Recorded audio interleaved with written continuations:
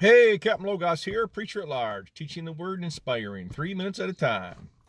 Hey, in Acts chapters 26 and 27, Paul is a prisoner, and he's being taken to Rome, and they have to sail there.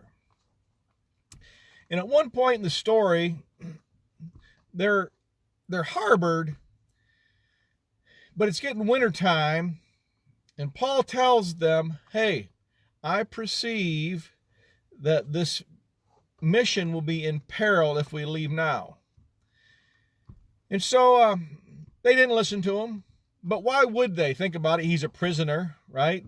They really don't know about this Jesus thing that well. It's all brand new. They know virtually nothing about the Holy Spirit, which is giving Paul the perception. And so we can't really blame them, but there's a few things that we want to talk about that I want to draw from this here at our conclusion. So they get in the boat, and all the men get together. The sailors, right? Paul's not a sailor. He's a tent maker and is a preacher. So what does he know about sailing?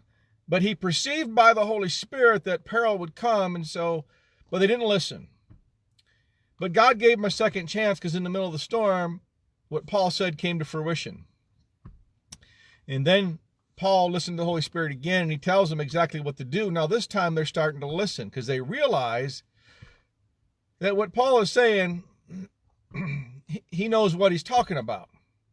So that one of the points here is, what if Paul hadn't said anything about his perception, right? If the Holy Spirit had talked to him and said, hey, what if he'd never told the captain and the people and was bold enough to say, hey, look, we don't need to go on this trip right now, but it's winter right here. This is going to be peril for us. What if he did that, right? Well, then the second thing, when it actually happened, he wouldn't have been able to save their lives because they wouldn't have listened to him. Think about that for a minute. The other thing is that it says that all the men got together, and the majority of them thought it was best to sail now and make their way to the next port in winter. So the Holy Spirit is always a majority, right?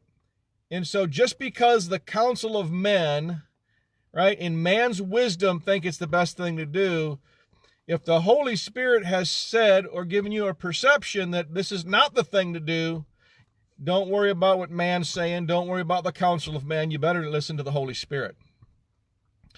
There's a whole lot of things that come out in this passage, right? But the things we need to realize is that the Holy Spirit will lead us, guide us, and direct us. And we have to be bold enough to make the proclamations when God is speaking to us. Now, go make a proclamation.